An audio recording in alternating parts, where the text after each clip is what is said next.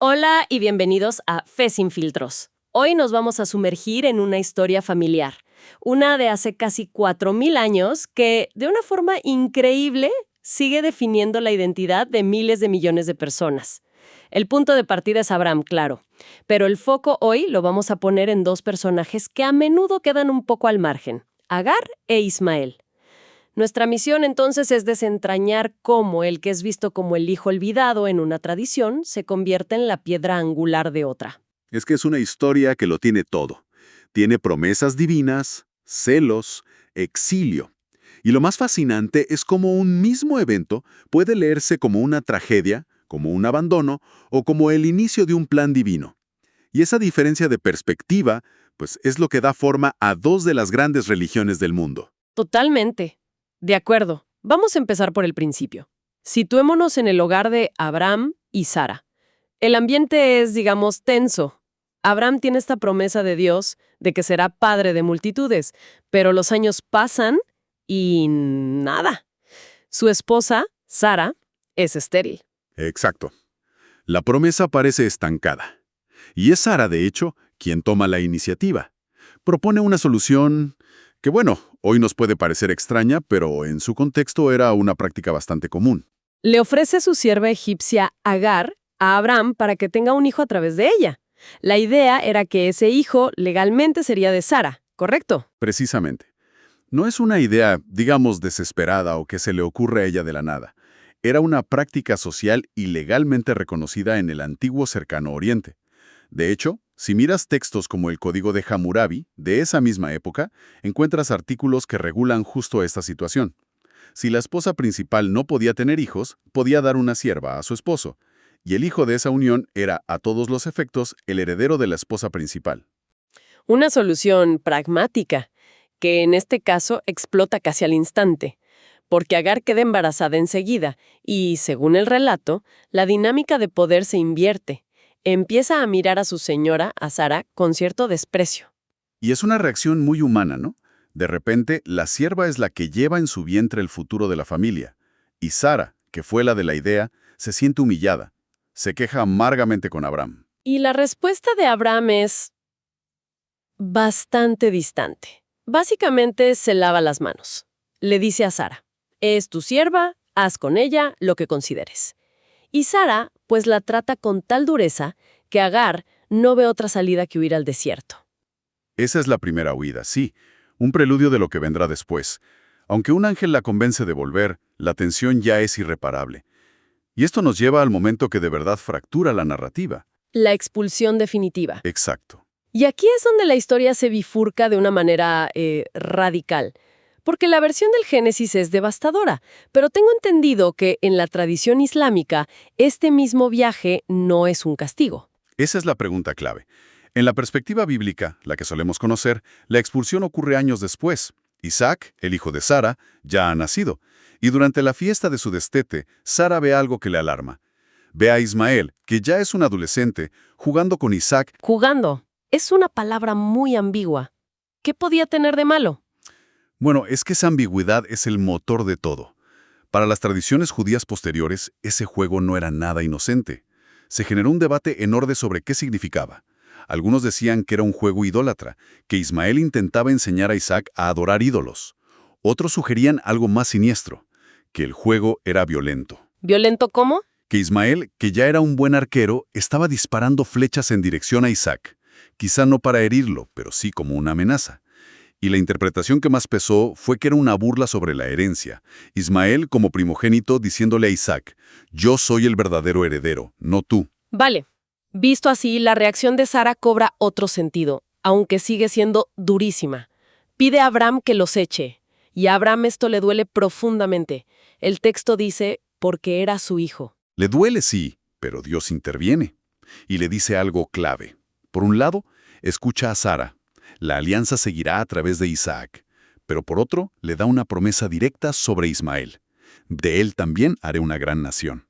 No es un abandono divino, es una separación de destinos, pero ambos están bajo promesa. Aún así, la escena de la partida es terrible. Un poco de pan, un odre de agua y al desierto. Ahora, contrastemos. ¿Cómo ve esto la tradición islámica? ¿Cómo deja de ser un exilio? Porque en el relato islámico, el motor no son los celos de Sara, es una orden directa de Dios. Abraham, por inspiración divina, lleva a Agar y al pequeño Ismael a un valle muy concreto, un lugar árido que después será la Meca. No los está echando, los está colocando en un lugar. No es un final, es una fundación. La misma acción, dos intenciones totalmente opuestas. Exacto. Y en ambos relatos, llegamos a un punto crítico. Se acaba el agua. Agar ve a su hijo a punto de morir. Es el momento de la prueba definitiva. Y en ambas tradiciones, la respuesta es un milagro. Pero los detalles de ese milagro son, de nuevo, muy distintos. En el Génesis es más directo, ¿no? Dios escucha el llanto del niño. De hecho, Ismael significa Dios escucha. Un ángel llama a Agar y Dios le abre los ojos para que vea un pozo de agua. Exacto. Es un milagro de percepción. La salvación ya estaba ahí, pero ella no podía verla. En el relato islámico, el evento es mucho más físico. Más cinético. Agar no se sienta a esperar. En su desesperación, corre. Corre 7 veces entre 2 colinas, Safa y Marwa, buscando agua. Y esa carrera es el origen del rito del Sa'i, ¿cierto? El que los peregrinos musulmanes recrean cada año en la Meca. Absolutamente. Un acto de desesperación maternal se convierte en un pilar de la fe. Y el milagro en sí es diferente. El agua no estaba ahí, brota milagrosamente del suelo. ¿Y cómo brota? Hay varias tradiciones. Una dice que fue el pequeño Ismael que al patalear en la arena hizo manar el agua. Otra, más extendida, dice que fue el ángel Gabriel quien golpeó la tierra e hizo brotar el pozo de Zamzam. Y ese pozo lo cambia todo. No solo lo salva, convierte ese valle estéril en un lugar habitable. Exacto. El milagro no solo salva a 2 vidas, crea una comunidad. Atrae a una tribu, los Yurhum, y con el permiso de Agar se asientan allí. De exiliados a fundadores de una comunidad. Justo. Entonces, esto nos lleva a la gran pregunta sobre el legado. ¿Qué pasa con Ismael después? Porque aquí la brecha se hace insalvable. Junto a su padre Abraham, que lo visita tiempo después, construye la Kaaba, el primer templo monoteísta en la Meca. O sea que la relación con su padre no se rompe con la expulsión. Al contrario, las tradiciones islámicas narran las visitas de Abraham. Hay una muy conocida, la del umbral de la puerta. Abraham viaja a ver a Ismael, pero no lo encuentra. Habla con su esposa, que es poco hospitalaria y se queja mucho.